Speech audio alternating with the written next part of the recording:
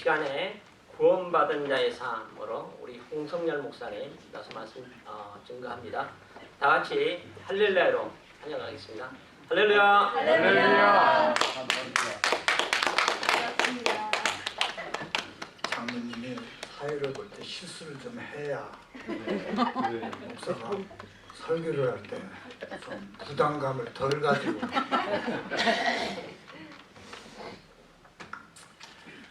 얼마나 힘들으셨겠어요. 일주일 동안 일하시다가 어제 저녁엔 잠도 제대로 못 주무시고 준비하시나. 저도 어제 저녁에 잠을 좀 설쳤어요. 왜냐하면 최 목사님이 가실 때 이메일 보낸 것이 하나 있는데, 목사님은 숫자는 적지만은 이 적은 숫자지만은 하나님 나라를 위해서는 없어서는 안 될 소중한 사람들입니다. 아멘.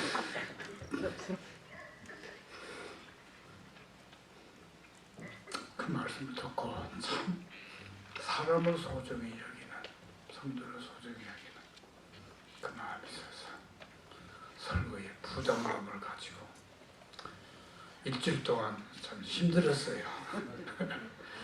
근데 오늘 또 성가대 이렇게 찬양을 참으면 세상에서 가장 아름다운 건 많습니다만 사랑처럼 아름다운 건 없는데, 이것은 사람이 만들어낸 것이 아니라 하나님의 선물이라. 성가대가 찬양을 잘하면 예배는 절반은 다 마쳤습니다. 성가대 앙콜 한번 해도 부탁을 해도 괜찮겠어요? 갑자기 부탁해서 안 되겠지만 다음 주에는 앙콜 준비 좀 해주세요, 장로님. 네, 감사합니다.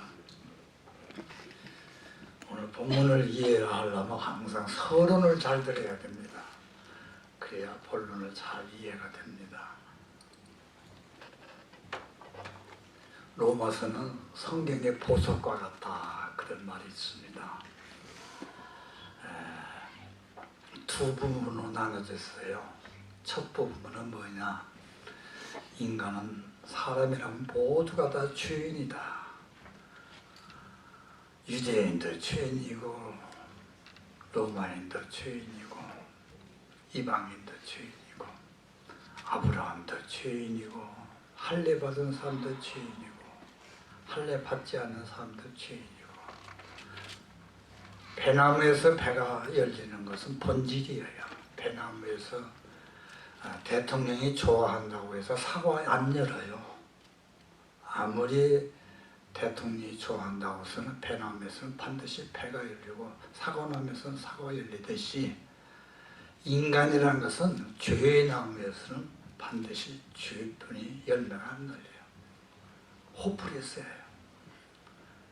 그러면 이 죄인이 어떻게 구원을 받느냐, 어떻게 용서를 받느냐, 그 문제예요. 거기에 대한 해답이 로마서예요. 예수 믿는 방법 외에는 없어. 그 외에 어느 것을 믿어도 안 돼. 예수. 왜냐? 예수님만이 죄가 없는 피기 때문에. 하나님이 인정을 해야 되는데, 하나님이 인정한 어린 양은 오직 예수 그리스도밖에 없으니까 예수님은 믿어야 돼. 그게 중요해요. 왜 예수님은 믿어야 하냐? 석가냐 공자냐 윤리와 도덕에 있어서 대단히 유명한 사람들이고 저보다는 보통 뛰어난 분들이 아니에요. 그러나 그분들이 나를 위해서, 내 죄를 위해서는 피 한 방울도 흘리지 않았다는 것을 알아야 돼요. 만에 하나 천에 하나 내 죄를 위해서 피를 흘렸다 할지라도 그 피는 죄인의 피예요. 그 피를 가누는 하나님이 인정하지를 않아요.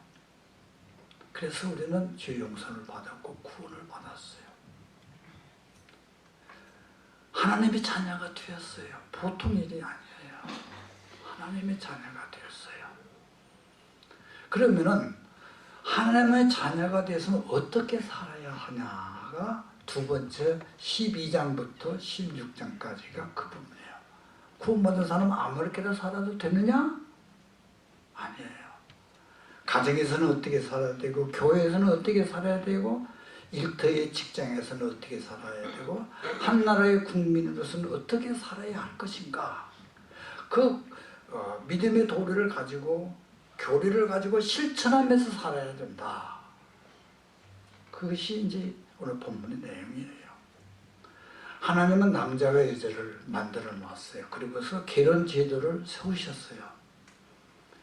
이 결혼의 제도는 인간의 아이디어가 아닙니다.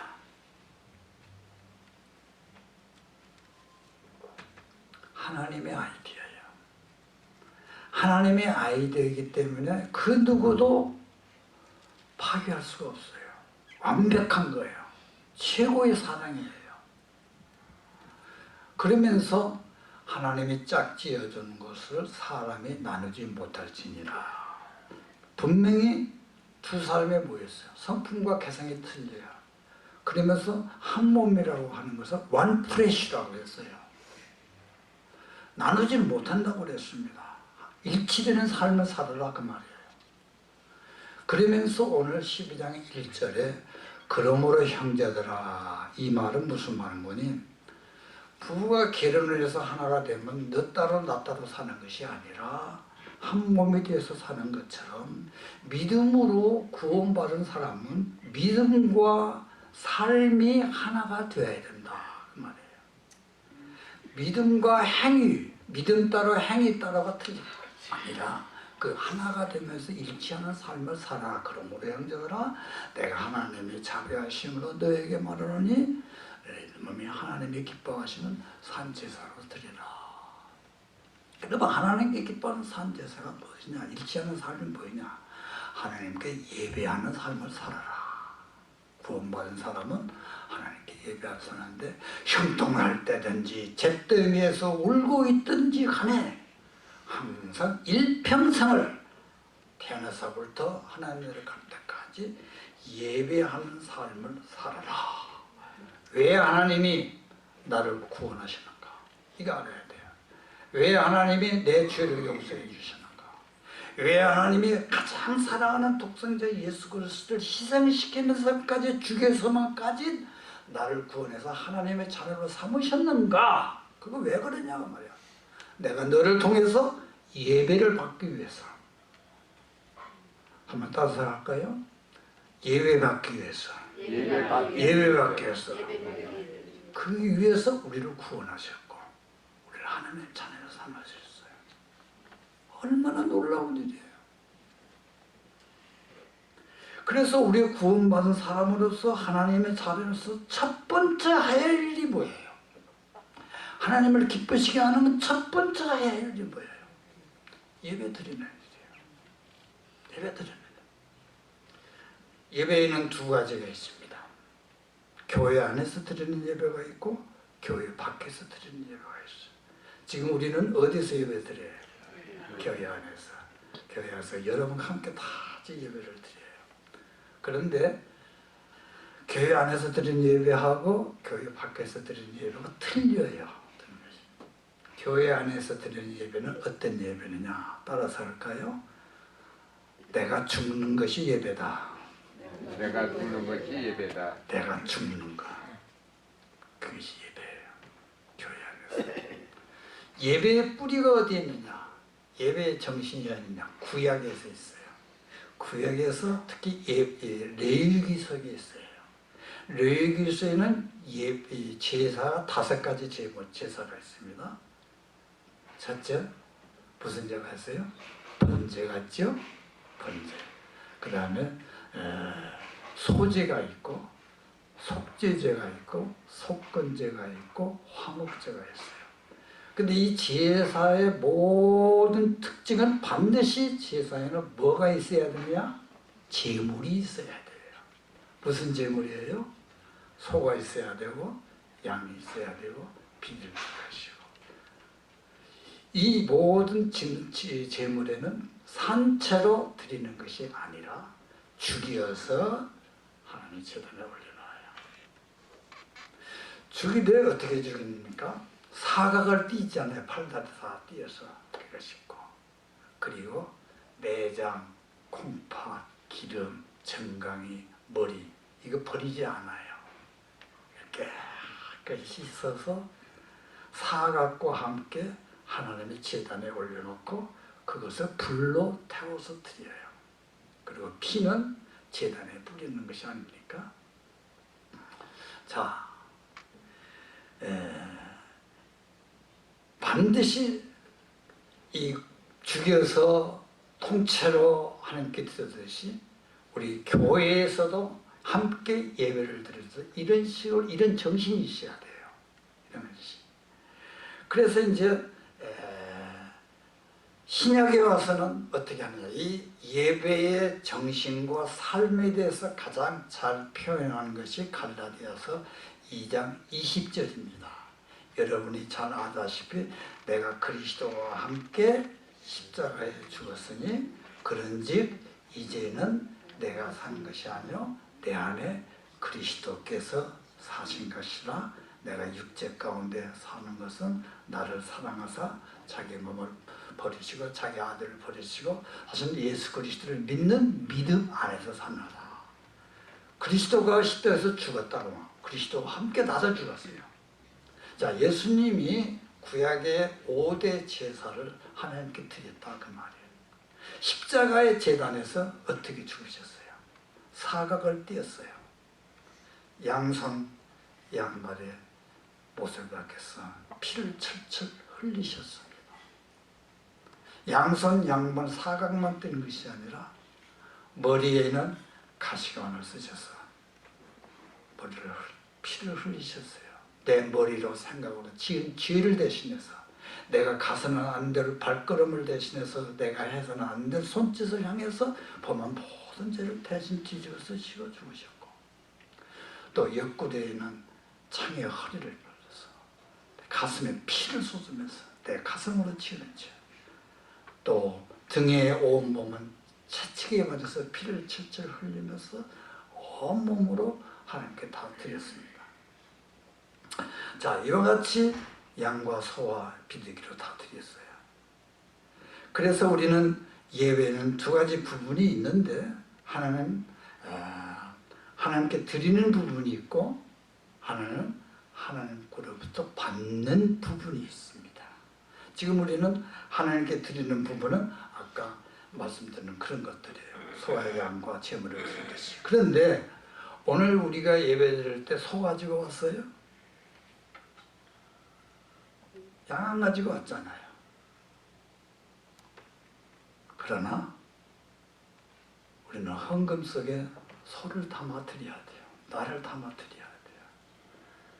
소처럼 충성과 인내, 참고 견디는 것, 그것을 기도하는 장로님의 대표 기도 속에 나도 함께 털 깎는 자 앞에서도 잠자리 머리를 내면 어린 양처럼 순종하는 마음으로, 결단하는 마음으로 함께 그 기도와 함께 드리고 찬송을 함께 부를 때에도 우리는 참 소처럼 또 비둘기처럼 그런 평화로운 마음, 온유한 마음, 서로 화목하는 마음을 같이 담아서 같이 드리는 것이, 소를 드리고 양을 드리고 비둘기를 드리고. 오늘 우리는 곡식을 안 가지고 왔습니다. 밀보리 안 가지고 왔어요.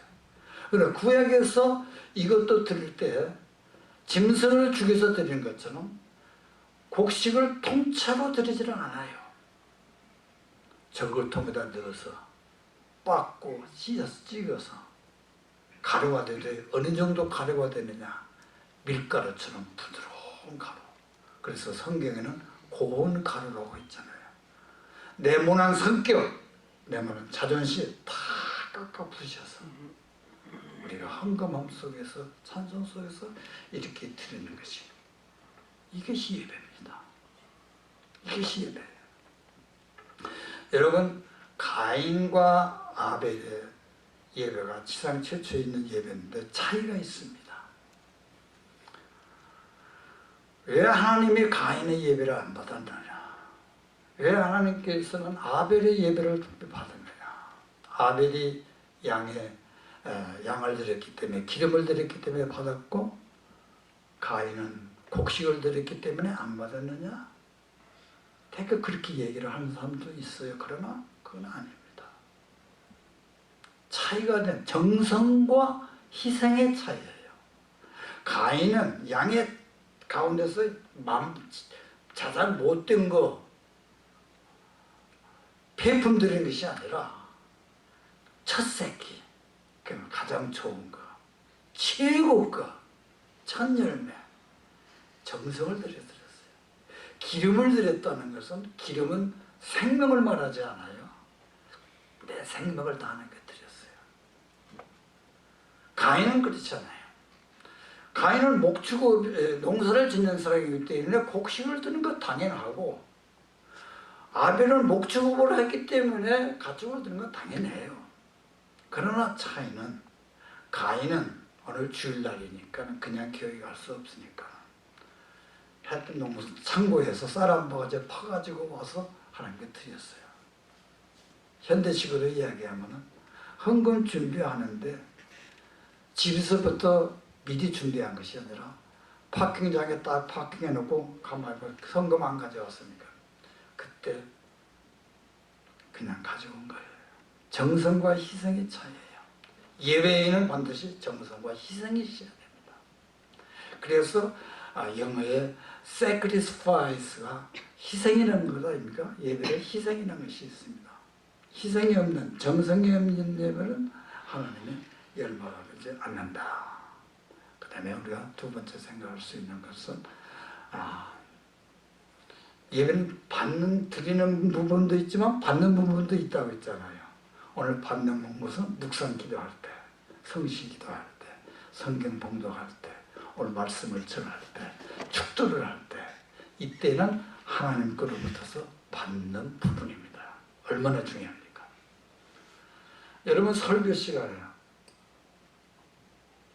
하나님의 음성을 못 듣는다, 받지를 못한다, 하나님 만나지 못한다. 얼마나 가슴 쓰리고 아픈 일이에요. 예배 들으러 왔으면 받는 부분이 있으니까 반드시 하나님의 뜻으로부터 받아야 될 것 아닙니까? 하나님 만나고 가야 되지 않겠습니까? 하나님을 경험하고 가야 될 것입니까? 얼마나 소중해요. 설교 말씀이 얼마나 그래서 중요합니까? 전에도 제가 한번 말씀드렸어요. 이게 반복하는 설교를 안 들려면 최목사는 나를 안 불러야 되는데 할 수 없잖아요. 제가 본전이었으니까 또 한 번 또 해야죠. 제 나름대로 젊었을 때부터 세운 원칙이 있어요. 또 목사가 되어서 하나님 말씀을 전했는데 어떻게 해야만이 성도들이 하나님의 말씀을 제대로 받아들일 수 있겠는가? 제 나름대로 결정해요. 첫째, 하나님이 지금 말씀을 드렸는데 지금 이 설교 말씀 속에서는 하나님은 분명히 나에게 하시고자 하는 메시지가 있다. 말씀이 있다. 이 말씀은 나에게 해주신 말씀이다. 이런 믿음으로 들으셔야 돼요. 내 남편에게 드려야 할 말씀이다. 미스터 김에게 드려야 할 말씀. No, absolutely not. 분명히 나에게 하신 말씀이 있다. 그 말씀을 붙잡아야 돼요. 그 말씀 놓쳐서는 안 돼요. 많은 말씀 중에 한 말씀이라도 있다는 말이에요. 아멘. 아멘. 아멘. 두 번째, 설교를 감상으로 들으면 안 돼요. 평가하면서 들으면 안 돼요. 비평하면서 들어서는 안 돼요. 긍정적인 마음으로 들어야 돼요. 긍정적으로. 따라서 할 거야 한번. 금을 캐는 마음으로 듣자. 여러분 돌 속에 금이 있습니까? 금 속에 돌이 들었습니까? 금 속에 돌이 돌 속에 금이 있죠. 산에 가면 돌이 더 많습니까? 금이 더 많습니까? 돌이 많죠. 모든 설교가 다 금은 아니라고 봅니다. 때로는 그 설교 속에 돌도 있어요. 그렇지만 금도 있습니다. 그러면 여러분 어떻게 했어요? 무거운 돌을 가져가실래요?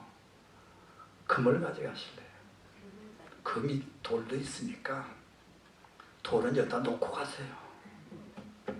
놓고 가시는데 어떤 사람은 금도 있건만은 돌만 가져가는 사람이 있어요. 그래서 일주일 내내 불평하면서 원망하면서 고생스럽게 살아요. 평생을 그렇게 살아요. 그러나 금을 캐는 마음으로, 금을 가져가는 마음으로 드시기 바랍니다. 아멘. 세 번째 원칙이 있어요. 어떤 설교자는 여러 사람이 많아요. 누가 설교를 하든지 설교하면서는 소중하게 여기는 마음으로, 귀하게 여기는 마음으로, 존경하는 마음으로 설교를 들으세요. 인격과 처신이 별 볼 일 없는 사람도 설교할 수 있어요. 그러나 한번 졸리니까 또 따라서 합시다. 하나님은 저 작자를 통해서 나에게 말씀하신다. 나에게 말씀하신다. 저분을 통해서, 저 목사님을 통해서 나에게 말씀하실 수도 있지만은 그렇게 말하고 싶지를 않아요. 그러나 저 작자를 통해서라도 나에게 말씀하신다 하면은 은혜가 돼요. 아멘. 존경하고 순종하면. 자, 남한 장군이 무슨 병이 걸렸어요? 남한 장군이 어떤 사람이에요? 국방장관. 한 나라의 군사력을 통째해주고 있어요. 육해공군의 총사령관이에요. 어깨는 비열이 반짝반짝해요. 가슴에는 훈장들이 그냥 떨어졌어요. 근데 문둥병이 걸렸어. 그때 자기 집에 포로로 잡혀있는 계집종이 저 우리 동네에 옛날 살았던 동네 가면 엘리사라는 선지자가 계시는데 그분에게 가면은 병이 나을 것입니다. 아니 그 집 주인하고 계집종하고 비교가 됩니까? 스테이터스가. 그러면 갔어요. 갈 때 그냥 갑니까? 왕의 친서를 가지고 가요. 왕의 친서를 가지고. 갈 때 그냥 걸어갑니까? 오늘 현대식으로 말하면 리무진을 타고 가죠. 가서 왔다, 종에 왔다 하고 와서 엘리사에게 얘기하니까 남한 장군이 왔다 하니까 밖에 나오지도 않고 방 안에서 저 요단강에 가서 7번 쓰십시오. 자존심 상하겠어요? 안 상하겠어요? 여기에 트럼프 대통령이 왔는데 이 교회 왔다고 생각을 했어요. 저를 비롯해서 그냥 장로님들이 각하 오셨습니까? 영광입니다. 뭐 그래야 되지 않겠어요? 근데 나오지도 않고 방 안에서 7요단강에서 7번 씻어라. 강이 있나? 요단강만 있나? 우리 동네에도 강이 있는데. 요단강에서 7번 씻으라는 것은 하나님의 말씀이에요. 엘리사가 하나님의 말씀을 대신해서 선포했어. 만약에 자존심 상했다고 해서 남한 장군이 도로 돌아갔다면은 어떻게 됐을까요? 한번 상상을 해보세요.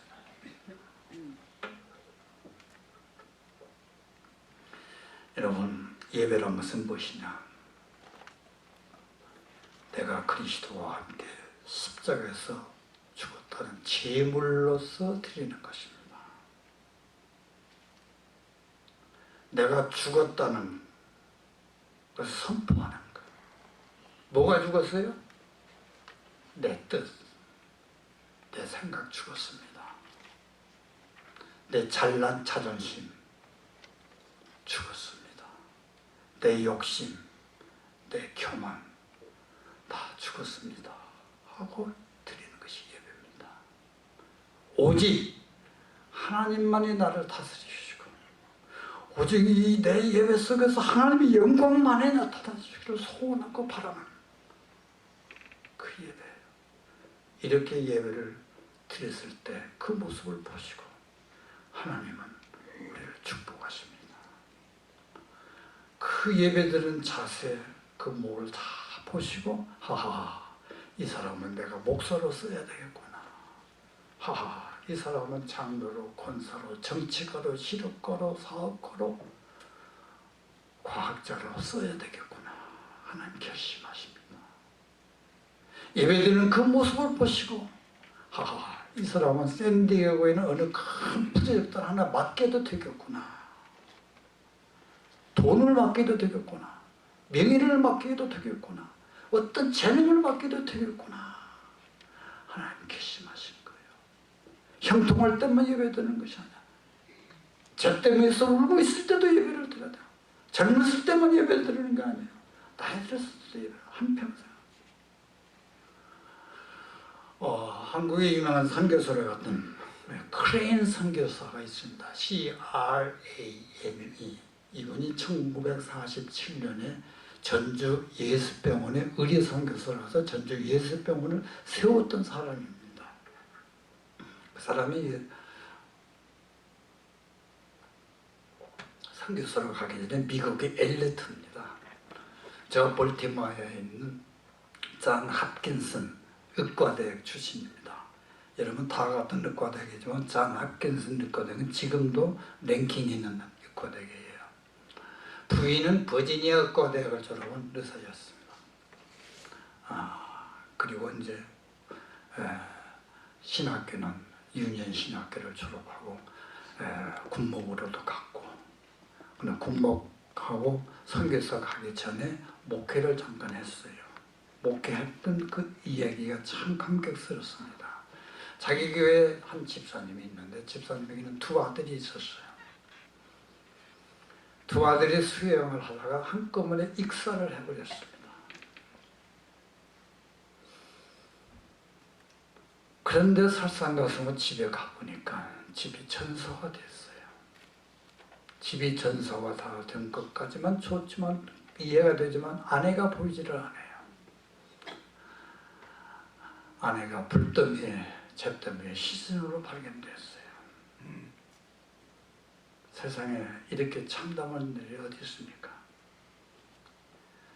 만약에 여러분이 그런 상황이 있을 때 최동준 목사님이 와서 뭐라고 얘기를 할까요? 참 답답하잖아요. 근데 하나님께서 지혜를 주셔서 그 크레인 목사님이 그 집사님 앞에서, 집사님은 지금 두 가지를 선택할 수가 있습니다. 하나는 원망할 수 있습니다. 충분히 불평할 수 있습니다. 왜 아들을 둘도 아닌 하나도 아닌 둘을 한꺼번에 죽이는 하나님을 내가 믿어야 됩니까? 그런 하나님입니까? 아니 설상가사로 아들까지 건다고 하지만 아내까지 데려가야 됩니까? 그런 하나님을 내가 믿어야 됩니까? 충분히 원망할 수 있고 불평할 수 있습니다. 그러나 또 한 가지 선택할 수 있습니다. 그럼에도 불구하고 이런 상황이 아이들보다 자식을 앞서 보냈음에도 불구하고 이 자리에서 예배할 수 있습니다. 믿음은 선택입니다. 두 가지 중 한 가지 선택할 수 있습니다. 여러분, 욥의 고생은 인간으로서 있을 수 없는 고생이에요. 회사가, 기업이 무너져 버렸어요. 양떼, 소떼, 낙일떼 다 없어졌어요. 기업의 모든 재산이 다 잿더미가 됐어요. 자기 회사의 모든 종업원들이 다 죽어버렸어요. 자기 10 아들이 다 떼지금을 죽었어요. 인간으로서는 있을 수 없는 일이에요. 그럼에도 불구하고 욥은 뭐 했습니까? 욥기 1장 20절 경배했더라. 그런 말이에요. 오십 예배했다. 그 잿더미 위에서 그 시신들을 위해서 예배를 드렸다. 21절에 하나님을 찬양했다. Blessed the name of the Lord. 그럼에도 불구하고 하나님을 인정을 했어요. 찬양을 했어요. 그리고 22절에 did not blamed. 원망하지 않았어요. 불평하지 않았어요. 예배는 어떤 상황 속에서도 예배 이런 자세 속에서 옆처럼 이 크레인 집 말씀하셨던 그 교회 집사님처럼 그렇게 예배 드릴 때 세상이 감당하지 못합니다. 그런 상황 속에서도 예배를 드릴 때 하나님은 두 손을 듭니다. 교회 안에서는 제물로 드렸습니다. 교회 밖에서는 산 제물로 드려야 됩니다. 죽어서는 안 됩니다. 하나님이 기뻐하시는 산 제사로 드리라. 그 산 제사 내 몸을 드리는 것은 뭐니? 내 몸이 뛰는 삶의 현장에서 예배를 드리라 그 말입니다. 내가 왜 하나님의 자녀를 너로 삼고 너를 삶의 현장으로 직장으로 일터로 보낸 줄 아느냐? 대답하라 그 말이야. 삶의 현장에서 내가 예배드리는 삶을 사는 것을 보기 위해서 내가 내 삶의 현장으로 보냈다고 말이에요. 교회에서 드리는 예배 따로 있고 밖에서 드리는 예배가 따로 있는 것이 아니라 내가 너를 왜 삶의 현장으로 보냈느냐? 내 몸을 쓰려고 보냈다. 내 몸을 하나님의 도구로 의의 병기로 쓰기 위해서 내가 너를 보낸 거야. 살아있는 예배로 드리라고 합니다. 장사할 때 남같이 똑같이 거짓말하지 하고 그렇게 장사하지 말고 날짜 지난 것은 팔지 말고 칼라 있는 거 잘 팔리지만은 위에 수분되는 거 팔지 말고 그래야 하나님이 기뻐하시는 산제사라는 말이에요. 직장에서 일할 때 농땡이 부르고 싶고 쉬고 싶을 때도 있어요. 그러나 눈고라미를 흐르지 않고 누가 보나 안 보나 성실하게 목사가 설교를 준비하듯이 이렇게 직장에서 일을 할 때 하나님이 쓰시는 도구야. 그게 예배드리는 삶이야. 다 같이 원망하고 불평하는 것이 아니라 내가 입술은 연약하고 실망하고 낙심한 사람들에게 격려의 말을 하고 위로의 말을 하고 축복의 말을 한다면 내 입술을 내가 하나님이 쓰는 도구가 되는 거야. 내가 가라는 곳에 가고 내가 적은 것이지만 냉소한 것이라도 목물안지게 줄 수 있다면 내가 하나님의 제단에 올려놓는 그 냉수가 되는 것이야. 이렇게 몸을 하나님께 드리는 예배를 드리라는 것입니다. 그 예배의 삶이에요. 두 번째는 어떻게 이 밖에서 예배 드리는 삶이냐. 오늘 본문은 이 세대를 본받지 말고 살라. 이 세대를 본받는다는 것이 무슨 말입니까? 세상의 유행을 따라 세상의 문화 따라 세상의 생활 습관을 따라 살라는 건 아닙니까? 그렇게 본받지 말고 살라는 거예요. 사탄이 우리에게 예수님에게 접근했잖아요. 돌로 떡 만들어 먹으라. 예수님이 지금 배가 고픕니까? 배가 안 고픕니까? 40일 동안 금식했으니까 얼마나 배가 고프겠어요. 전에도 한번 말씀드린 것이 기억이 나는데 떡은 뭘로 만들어 먹어야 돼요? 국시로 만들어 먹어야죠. 돌로 떡을 만든다는 것은 무슨 말인가요? 돌로 떡 만든다는 것이 무슨 말이에요? 목적을 위해서는, 돈을 벌기 위해서는, 출세하기 위해서는, 성공하기 위해서는 수단 방법 가리지 말고 살라. 그 말 아닙니까? 지금 예수님 당신 지금 배가 고픈데 돌이면 어떻고 떡이면 어떻고 배만 물으면 되지 않겠느냐 아니에요. 여러분 그렇게 하면 어떻게 하시겠어요? 아이고 목사님은 교회 안에서만 살기 때문에 몰라서 그래요. 밖에 나가보세요. 돌로 떡만지 만들어 먹지 않으면 밥 못 먹고 살아요. 현실이 그렇잖아요. 그럼 뭐라고 대답하실래요? 글쎄요, 그럴 것 같은데요. 그래야 돼요?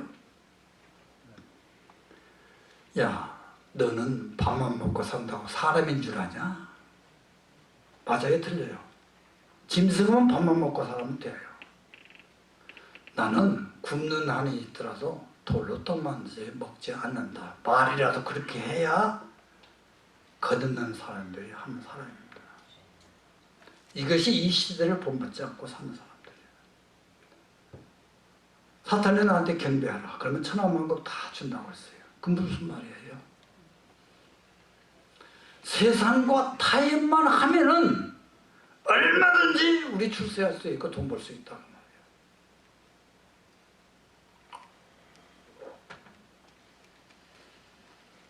우리가 왜 하나님의 능력이 나타나지 않아? 복음의 능력이 나타나지 않아? 교회의 권세가 파워가 없느냐? 세상과 타협해서 살기 때문에 그래요. 돌로 떡 만들어 먹지 않고 산다. 세상 문화와 영광에 퍽 빠지지 않고 살았을 때에 복음의 영광이 나타나는 것이고 신자의 파워가 있는 거예요. 뭐로 가도 서울만 가면 된다? 서울 먹고 난 한인이라도 똑바로 가야 돼. 뭐로 간다는 게 뭐예요? 편법으로 원칙을 무시하고 산다는 거 아닙니까? 여러분 꼭 목사가 되고 선교사가 되어야만이 주일인가요? 아니에요. 삶의 현장에서 목사가 설교 준비하듯이 자기 짭에 자기 성실히 이렇게 한다면 그것이 주일이에요. 이 세대를 본받지 않고 사는 거, 하나님의 몸을 기뻐하시는 산책으로 들으면 그것이 대법원장으로서 법조인으로서 교수로서 이렇게 산다면 그것이 주일입니다. 오늘 이 시대에는 하나님 나라를 이끄는 것은 꼭 목사나 선교사만 하는 것이 아니라 위대한 평신도를 통해서 하나님 나라가 이루어진다는 사실입니다. 여러분, 가인과 아벨에 있어서 성경은 이렇게 얘기합니다. 하나님은 가인과 아벨의 제물은 연락하지 않고 아벨과 아벨의 제물을 연락하였다. 아벨 무슨 말이에요? 사람 이름이죠. 이름은 그 사람의 사람 됨됨을 가리고 인격을 말합니다. 우리가 예를 들어서 우리 장장로님 하면은 장장로님으로서 그 사람은 이런 분이야. 그 성함을 들을 때 그렇게 듣지 않아요. 그 사람의 존재예요.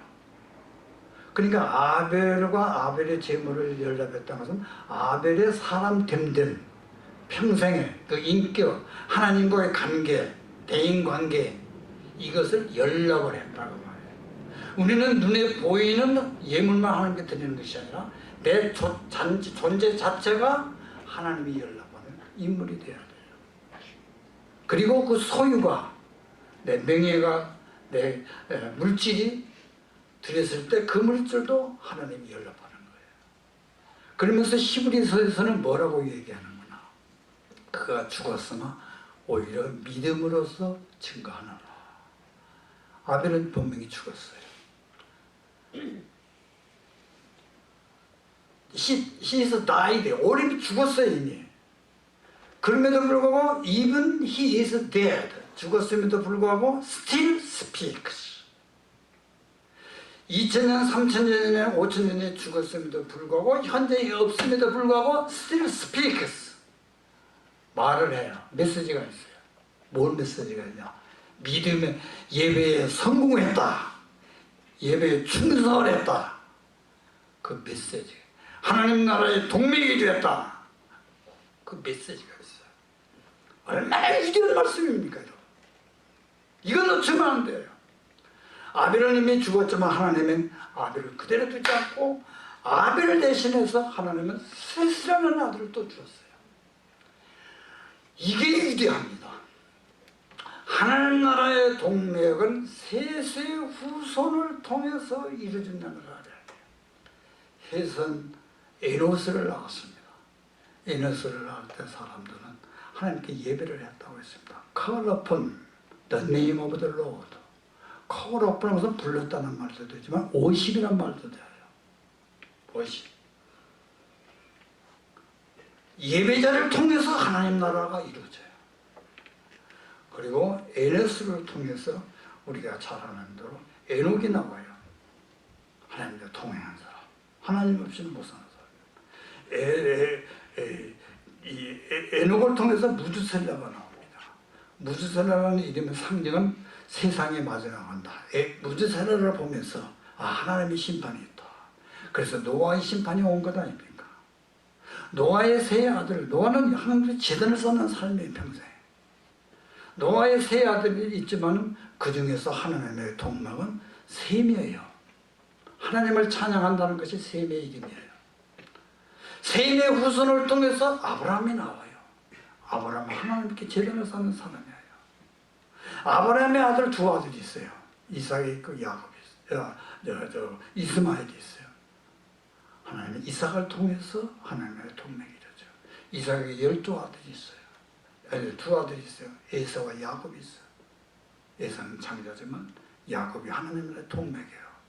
야곱은 하나님 없이도, 에서는 왜 장자권을 벌하냐? 하나님 없어도 내가 살 수 있다는 거예요.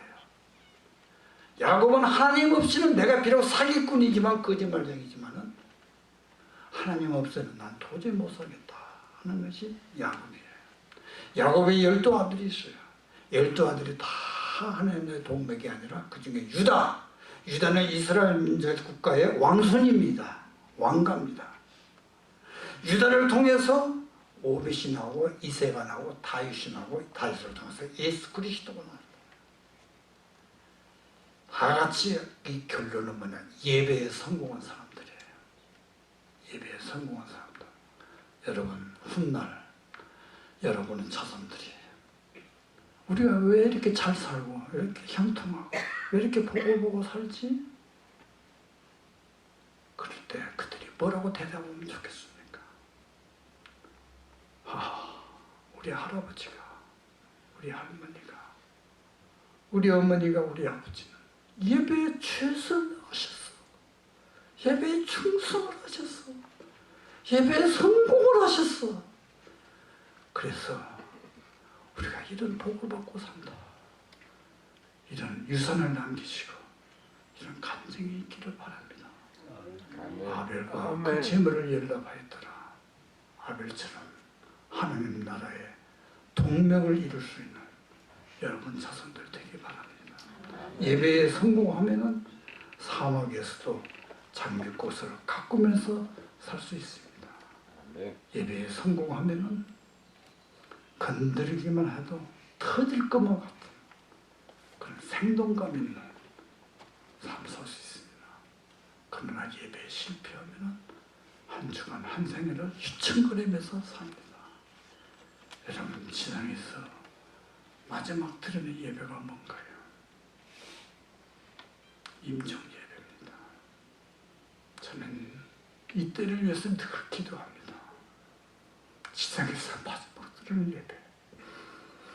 예배의 최고, 믿음의 최고의 클라이막스가 되었습니다. 복음의 현장이 되는 예배가 되게 하여 주옵소서. 마지막 임종 예배를 드리고 숨을 거둔다. 황홀한 천국을 맞이할 수 있는 여러분의 마지막 죽음이 될 수 있는